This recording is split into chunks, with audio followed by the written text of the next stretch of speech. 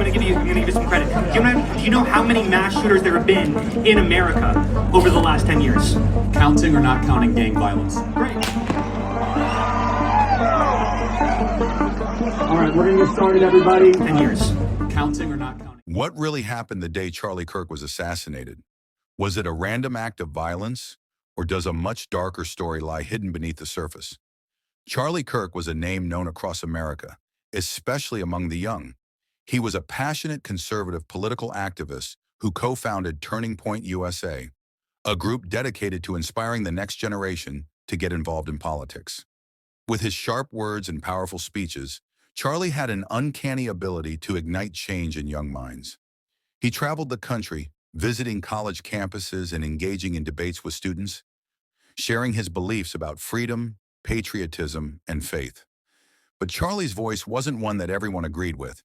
His views stirred emotions and often sparked heated arguments. Some saw him as a hero for truth, while others saw him as a symbol of everything they opposed. This divide made him a target for both admiration and disdain.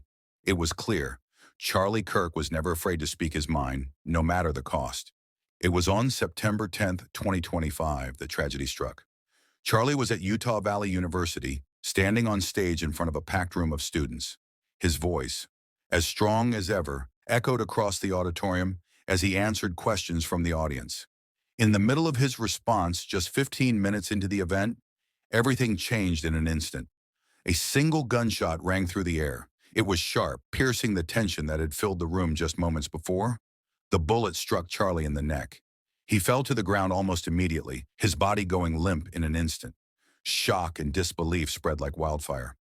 The audience, once full of students eager to hear his thoughts, now found themselves frozen in terror. There were people standing just inches away from him, some so close that they could have been hit by the same bullet. Children, too, were seen near the stage, their faces filled with confusion and fear as the chaotic scene unfolded before them. Within minutes, Charlie was rushed to a nearby hospital, but it was too late. The bullet had done its damage. Charlie Kirk, the man who had dedicated his life to challenging ideas, was gone. The news spread quickly across the country. People reacted with shock and horror. For some, it was a loss they never expected. For others, it was a reminder of the dangerous world that political figures often find themselves in. The tragedy raised countless questions, the most pressing of which was, why? In the days that followed, the investigation began. Law enforcement officers worked tirelessly to gather evidence, trying to understand who was responsible and why. Meanwhile, the nation's eyes remained fixed on the case, waiting for answers. But the questions didn't stop there. As soon as the news hit the airwaves, the conspiracy theories began to swirl. Everyone had an opinion, and many were desperate to find a deeper reason behind Charlie's death. Was it an act of political violence? Was it something much darker? What exactly led to this tragic moment? Theories and suspicions began to flood the internet. People began asking, who stood to gain from this? What were the hidden forces at play? This wasn't just about a shooting. It was about a man who had changed lives, and now his death had become the subject of more than just grief. It had become a mystery that people couldn't ignore. And so, the investigation continued. With every new piece of information, more questions arose. As the story of Charlie Kirk's assassination unfolded, one thing became clear. This was just the beginning of a much deeper story. Among the many questions that swirled around Charlie Kirk's death, one of the most unsettling theories to emerge was that Israel, a foreign power with strong ties to Charlie, might have been involved in his assassination. Could this be the act of a country looking to protect its own interests? A shadowy hand from abroad deciding that Charlie's voice, so supportive of Israel, had become too dangerous? The idea seemed far-fetched to many, yet it spread quickly. Some believed that Charlie's growing influence and his outspoken support for Israel had made him a target. He had been a vocal advocate for the country, speaking about the importance of its security and the connection between America and Israel. His words were not always popular, especially among critics who saw his stance as too aligned with certain foreign policies. As the theory gained traction, several public figures began to weigh in. Tucker Carlson, a well-known political commentator, aired his thoughts, speculating that Charlie's outspoken voice might have made him a target of those who feared his influence. Candace Owens, another prominent figure, echoed similar sentiments, suggesting that those who felt threatened by Charlie's political beliefs might have decided that silence was the only solution. The internet buzzed with clips of these discussions, each one adding fuel to the fire of conspiracy. The theory that Israel might have been involved in Charlie's death began to take root in some corners of the internet, leaving many people wondering just how far-reaching the influence behind the assassination could be. But just as quickly as the theory had taken off, it was met with swift and harsh denials from the highest levels of power.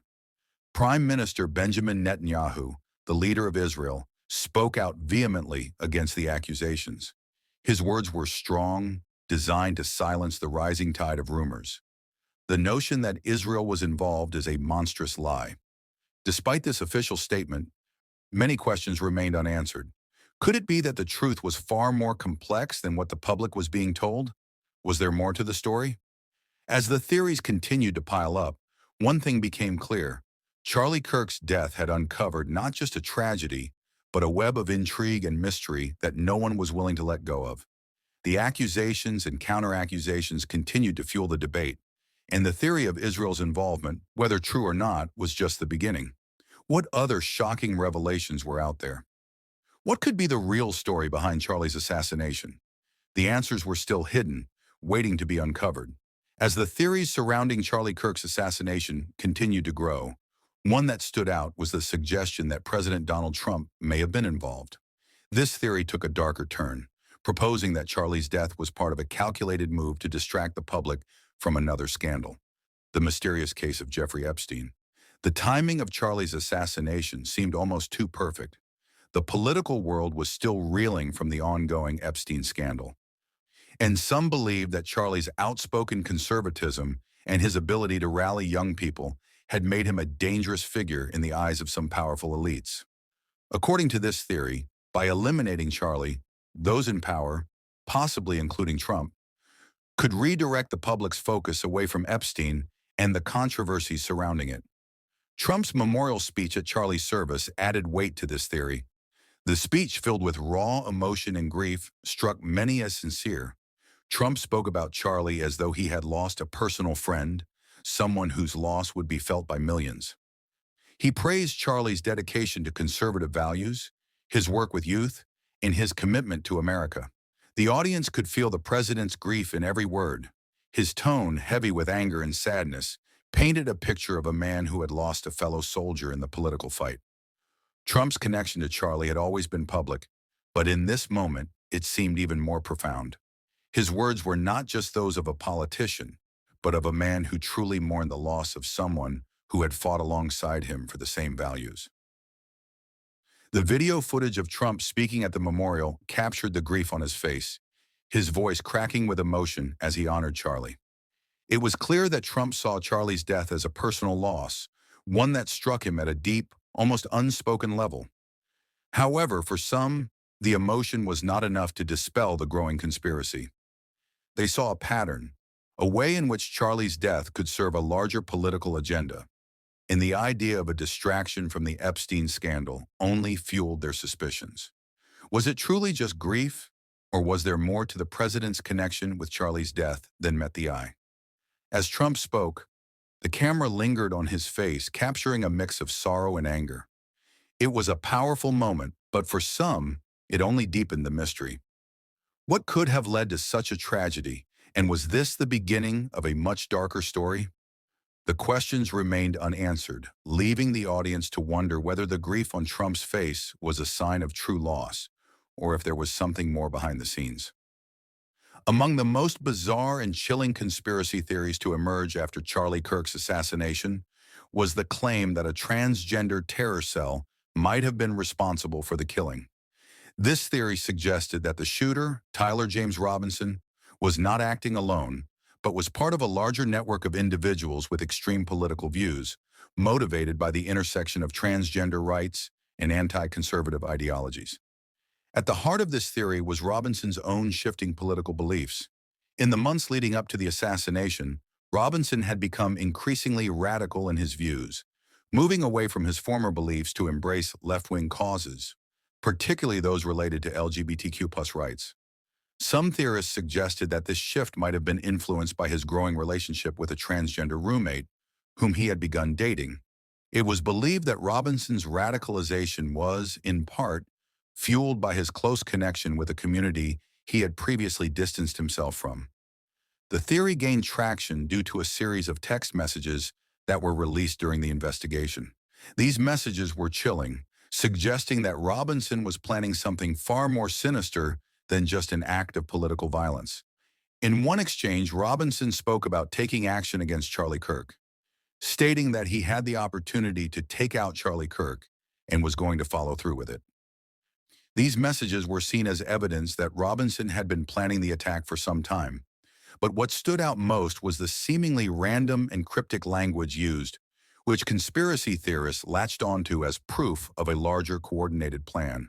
The text messages raised alarm bells, painting a picture of a man who was deeply influenced by the extremist views of a specific group. Some theorists connected these messages to a growing movement within the transgender community, suggesting that there might be a cell of like-minded individuals working together to silence conservative voices. Robinson's actions, they argued, were not just the result of one man's anger, but were part of a broader ideological conflict. However, experts quickly debunked the idea of a transgender terror cell. Retired NYPD detective Tom Very spoke out against the theory, emphasizing the importance of hard evidence over speculation. According to him, the text messages, while deeply troubling, were not enough to prove the existence of a larger conspiracy. He explained that investigations had shown Robinson acted alone, and there was no concrete evidence linking him to any organized group. Instead, it appeared that Robinson was an isolated individual who had been radicalized through his personal experiences and relationships, not by a network of people with a shared agenda. Veria cautioned against jumping to conclusions based on circumstantial evidence. He reminded the public that the key to understanding any crime was to focus on the facts, the hard evidence that pointed to one person, Tyler Robinson. As much as the theory of a transgender terror cell might have seemed like an intriguing explanation, it simply didn't hold up under scrutiny. The investigation, according to Very, pointed to Robinson's individual actions, not to a coordinated plot. While the theory of a transgender terror cell faded, it left a lingering question in its wake. How could one person become so deeply radicalized so quickly? The answer, according to experts, was not a shadowy group pulling the strings, but rather the dangerous influence of an isolated individual's shifting beliefs, compounded by personal connections and the rise of online radicalization. In today's digital age, where every piece of information is just a click away, the line between truth and falsehood is becoming increasingly blurred. With Charlie Kirk's tragic death, a new and unsettling theory emerged. Could the text messages between Tyler Robinson and his roommate be fake? The theory suggested that the incriminating texts, messages that seemed to confirm Robinson's guilt, might not be real at all. In a world where deep fakes and digital manipulation have become common, could someone have fabricated these messages to paint Robinson as the killer? Was the truth being manipulated, or were the texts genuine evidence of his crime? The text messages had seemed damning at first. Robinson's conversation with his roommate included shocking admissions. He claimed responsibility for the assassination of Charlie Kirk, and he appeared to explain his motives in eerie detail. Yet, in the ever-evolving landscape of digital media, where nothing is truly beyond the reach of technology, the authenticity of these messages became a topic of fierce debate. As more and more people began questioning the validity of the text messages, some pointed to the rise of deep-fake technology, artificially created images, videos, and audio that are so realistic they can fool even the most discerning eye. Could this be the next frontier of deception in the digital world? Were the texts between Robinson and his roommate part of a larger, more dangerous manipulation? If someone could forge a video, why not a text message? The theory spread quickly, gaining traction among conspiracy theorists who believed that the digital world could no longer be trusted. After all, in a time when videos of people saying things they never actually said could be created with a few clicks, Was it so far-fetched to think that fake text messages could be inserted into an investigation to mislead the public? In a world where misinformation can spread like wildfire, it was difficult to separate fact from fiction. Even official court documents could be questioned. How could anyone know for sure that the messages in those documents hadn't been altered or fabricated by a skilled hacker or malicious actor? What if the entire case against Robinson was built on a lie? As the digital age continued to evolve, more and more people began to ask, can we trust the digital world? Were these text messages the truth, or were they just another piece of the growing web of deception that surrounded Charlie Kirk's death? With the questions hanging in the air, the evidence felt more uncertain than ever. Were the text messages proof of Robinson's guilt, or were they part of a larger conspiracy to distort the truth? As the investigation progressed, the question remained, what, if anything, could we trust in a world where reality itself could be altered with the click of a button? The mystery deepened. Could the truth ever be known? Or was the line between reality and manipulation already too thin to see? In a world where information spreads faster than ever, the theory emerged that Russia and China might have been using the assassination of Charlie Kirk to further their own political goals, spreading misinformation to destabilize the United States. These two powerful nations, known for their interest in weakening America's global standing, were now at the center of a web of conspiracy. The idea was simple yet troubling. By spreading false narratives about Charlie's death, Russia and China could sow division within the U.S., turning citizens against one another. The theory suggested that by manipulating public opinion, these foreign powers could exploit the chaos and confusion surrounding the assassination to weaken America's internal unity. As soon as the news of Charlie's death hit, conspiracy theories began to spread across social media. But what caught the attention of many was the speed and volume at which these theories were amplified by foreign media outlets. It wasn't just the American press that was obsessed with the story. Russian and Chinese news sources seemed to be paying unusually close attention, picking up the conspiracy theories and running with them, often exaggerating the details or twisting the facts to fit their narratives. These media outlets, many of which were state-controlled, seemed to be doing more than just reporting the incident. They were stoking the flames of division, highlighting theories about Charlie's murder that were rooted in politics and fear. These foreign sources picked up on every angle of the conspiracy, from Israel's supposed involvement to the idea that left-wing radicals were behind the assassination, pushing these ideas far beyond American borders. The media campaigns from these countries were coordinated, with both Russian and Chinese outlets presenting stories that focused on the chaos and mistrust surrounding the murder. They seemed to be feeding off the uncertainty, presenting their own versions of events and shaping the narrative to create even more doubt in the minds of the American public. With each story, the division in the U.S. seemed to grow.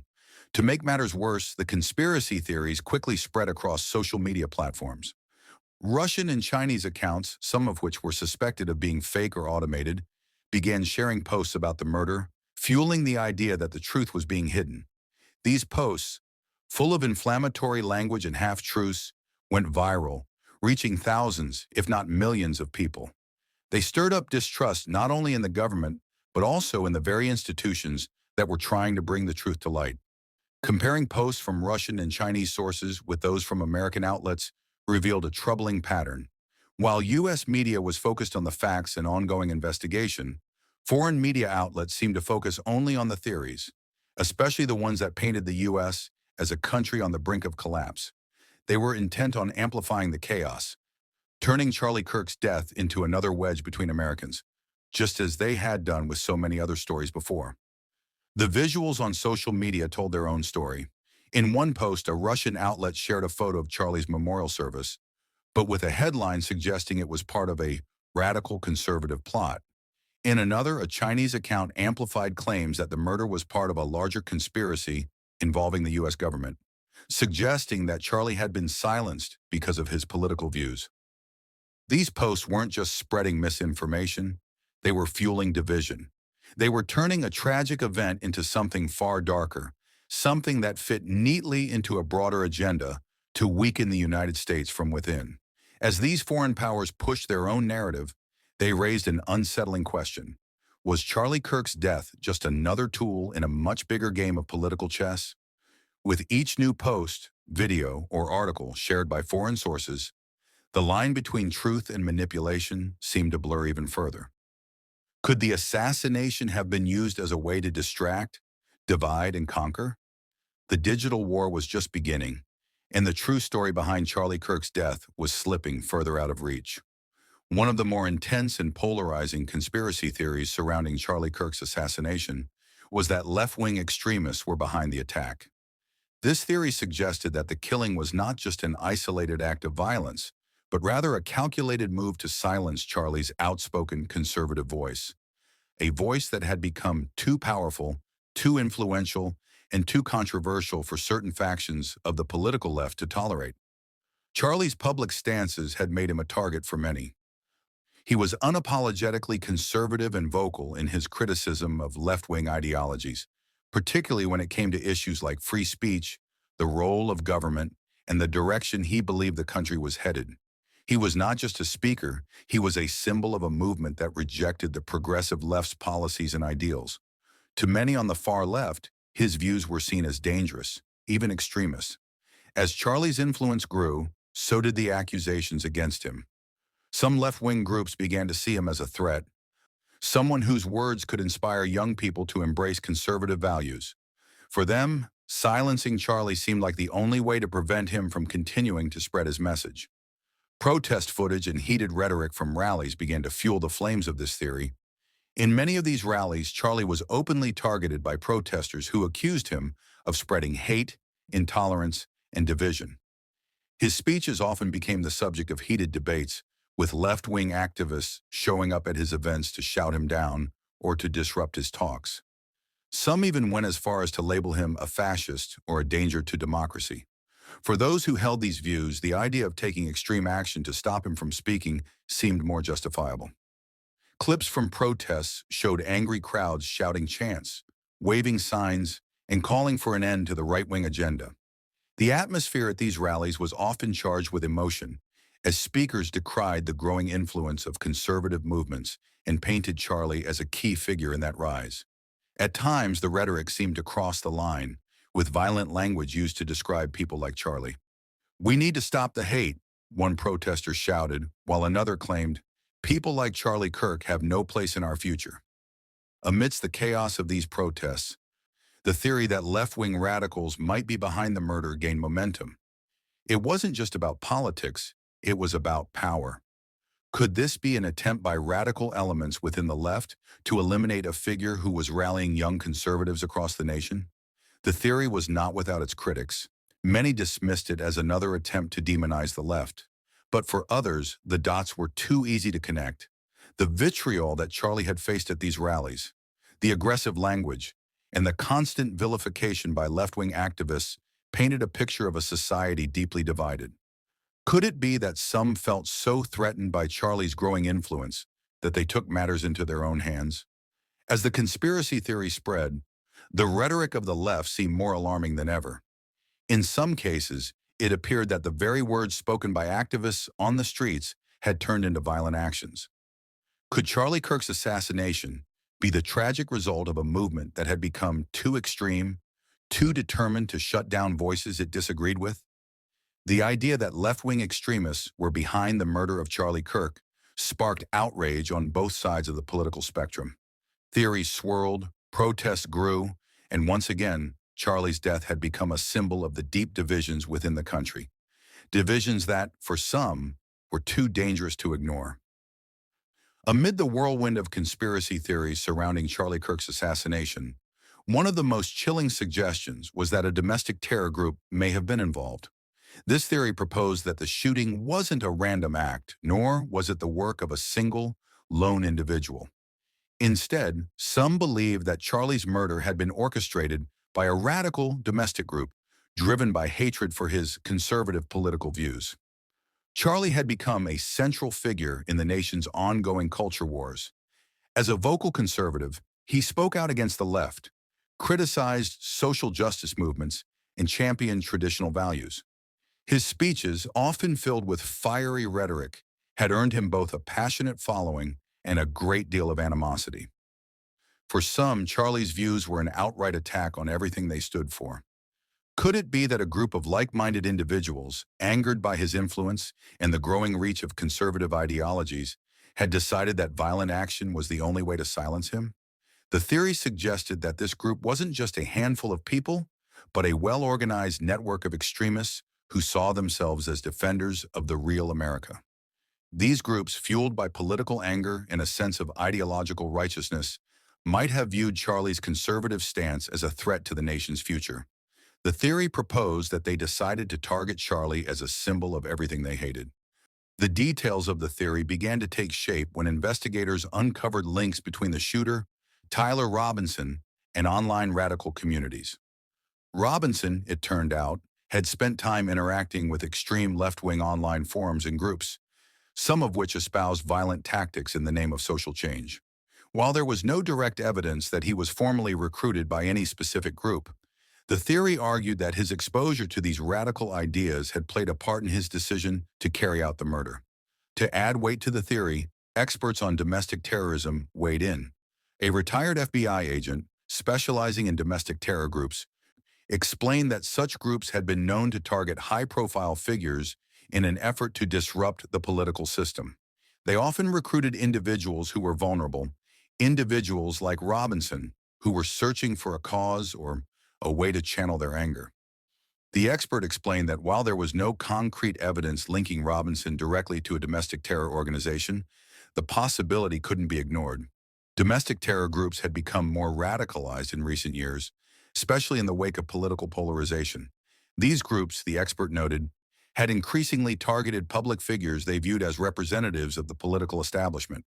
Figures like Charlie Kirk, who stood as a powerful symbol of conservative politics.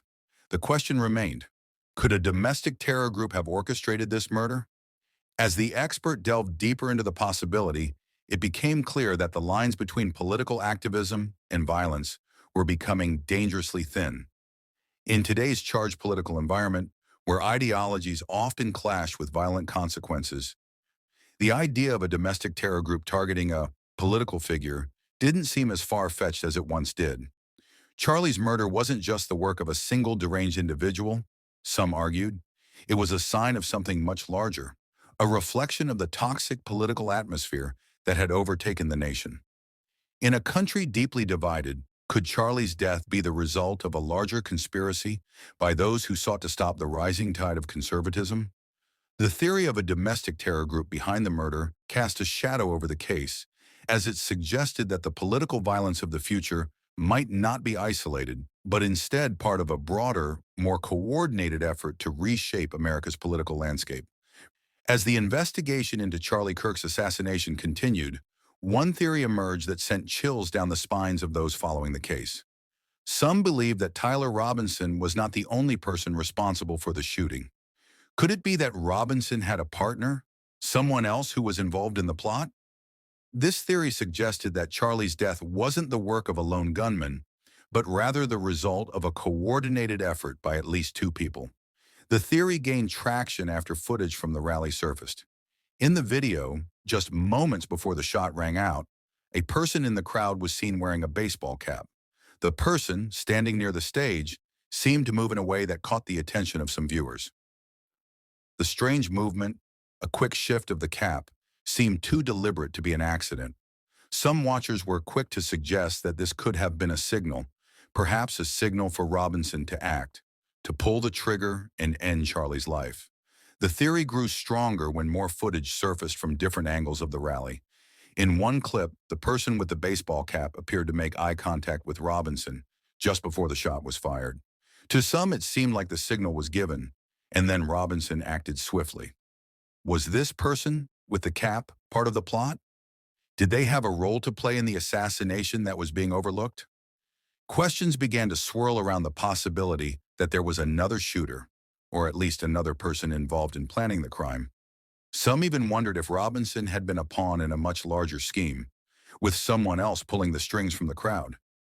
What if Robinson wasn't acting alone, but was part of a bigger conspiracy orchestrated by others who had a vested interest in silencing Charlie Kirk? The idea of a second shooter, someone hiding in plain sight among the crowd, raised even more questions about the investigation. Could the authorities be overlooking important clues? Why hadn't they thoroughly investigated the person in the baseball cap? Was it possible that this person had been in on the plan all along and was now sitting back, watching the chaos unfold without being caught? The evidence was inconclusive, but the doubts it raised couldn't be ignored. Was the investigation truly as thorough as it appeared, or was there something more going on behind the scenes? The question of whether there was more than one shooter hung in the air, leaving everyone wondering, what aren't the authorities telling us? The mystery deepened, and the possibility of a larger conspiracy loomed ever larger. Was Robinson the only person responsible for Charlie's death? Or was there someone else involved, a hidden figure, watching the tragedy unfold from the crowd? The investigation had more twists to unravel, and the answers, it seemed, were still out of reach. Amid the swirling theories surrounding Charlie Kirk's assassination, one theory seemed to touch a particularly dark and chilling chord. Could Charlie's outspoken stance on the Jeffrey Epstein case have led to his murder? This theory suggested that Charlie's involvement in speaking out about Epstein, his connections to high-profile figures, and his calls for justice made him a target that needed to be silenced before he could reveal too much. The Epstein case had captured the attention of millions across the globe. The mysterious death of the billionaire financier, his ties to powerful individuals, and the ongoing investigation into his criminal activities had fueled a storm of speculation. Charlie Kirk, with his platform and his voice, became one of the loudest advocates for truth in the case. He wasn't just calling for accountability for Epstein's actions. He was calling for the exposure of those who had been complicit in his crimes. This made him a threat to some. In his speeches and interviews, Charlie had made it clear that he believed certain powerful figures were involved in the Epstein scandal. He publicly called for the unsealing of the Epstein files and for a full investigation into the individuals who might have used their influence to shield Epstein from the law. His words had struck a nerve, especially among those in the political and media circles that some believed were linked to Epstein's network.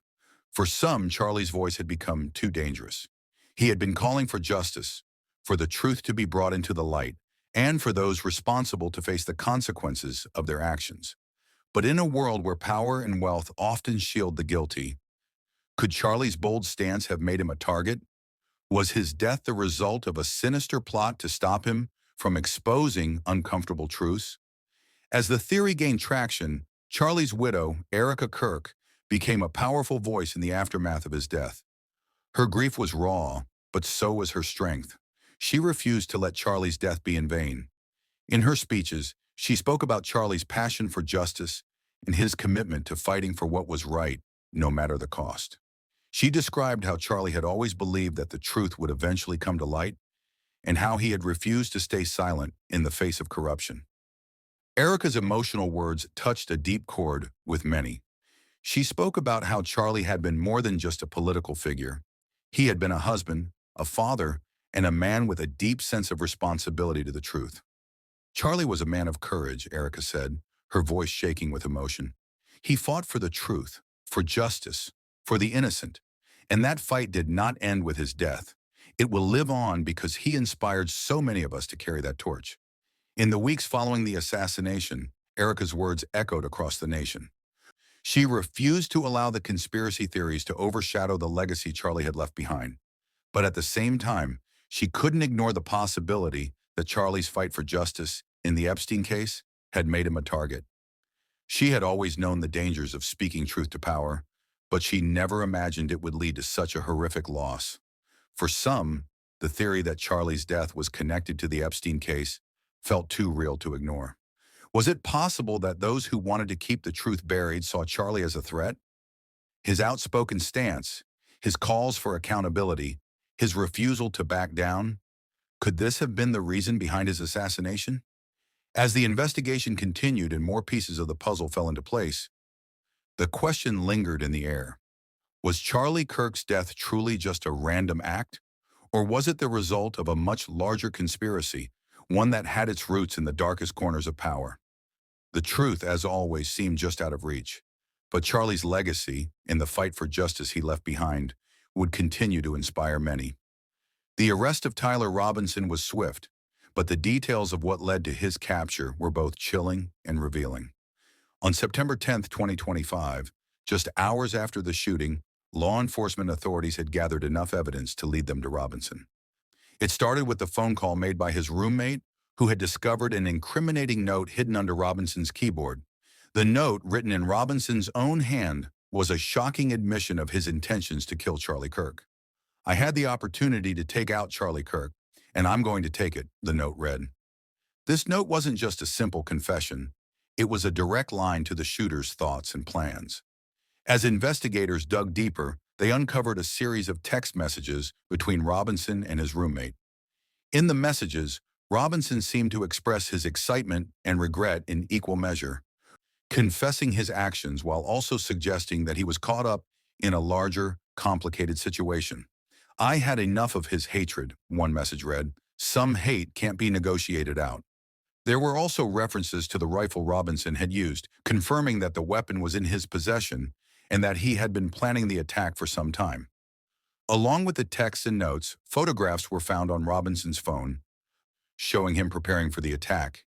Images that painted a grim picture of a man who had made the decision to kill. The authorities also received testimony from Robinson's family and friends, confirming his increasing political radicalization over the past year. His mother spoke about his shift toward more extreme views, including his growing support for left-wing causes and his relationship with a transgender individual. But it wasn't just his political beliefs that painted Robinson as a danger. It was his increasing isolation and disconnection from reality. The charges against Robinson were severe. He faced 7 charges, including aggravated murder, felony discharge of a firearm, obstruction of justice, and more. The most serious of all was the charge of murder. The case was shaping up to be a high-profile trial, with prosecutors planning to seek the death penalty. Tyler Robinson's future, it seemed, was sealed, but questions about his motives and the larger context of the crime still lingered. As the investigation continued, conspiracy theories about the assassination began to spread. Some speculated about the involvement of foreign governments, political radicals, or even other domestic groups. To provide clarity, experts were brought in to help make sense of it all. A retired NYPD detective, with decades of experience in homicide investigations, offered his analysis of the case. According to him, while the theories were dramatic and compelling, they were unlikely to be true. The evidence against Robinson, he explained, was solid. Text messages, photographs, and his confession all pointed to one fact. Robinson had acted alone. There was no sign of a larger conspiracy or domestic terror group pulling the strings behind the murder. The detective emphasized the importance of relying on facts, not speculation. "Investigations like this are about the evidence. The hard fact," he said. "It's easy to get lost in theories, but the truth is usually much simpler." He also pointed out that many of the conspiracy theories, such as the involvement of foreign powers or left-wing extremists, were often fueled by online misinformation and political divides, not by evidence. His message was clear. While the theories might be intriguing, the investigation was still focused on one thing: finding the truth based on the facts we have. And the facts, as far as the detective was concerned, showed that Tyler Robinson had acted alone. As the case unfolded, the emotional toll on those closest to Charlie was undeniable. At his memorial service, Charlie's widow, Erica Kirk, stood before a packed crowd and spoke about her husband's legacy. Her words were full of grief, but also of strength, as she spoke about forgiveness and the commitment to continue Charlie's mission. Erica had always known that Charlie's voice would be controversial. She had stood beside him through many battles, knowing the risks that came with speaking out as he did. But in the face of her grief, Erica chose to forgive. "I forgive him," she said of Robinson, the man who had taken Charlie's life. Her words were not just those of a wife who had lost her husband. They were the words of someone who truly understood the power of love and the importance of carrying on in the face of tragedy. Charlie had always believed in the power of love over hate, in the ability to change hearts and minds with understanding. And though his life was tragically cut short, Erica vowed to keep his message alive. "Charlie's mission is not over," she said, her voice breaking with emotion. "It will live on because of all of you who were touched by his words, his spirit, his fight for what is right. Her statement at the memorial resonated deeply with everyone in attendance. It was a powerful reminder that even in the face of such an unimaginable loss, Charlie's legacy would not die.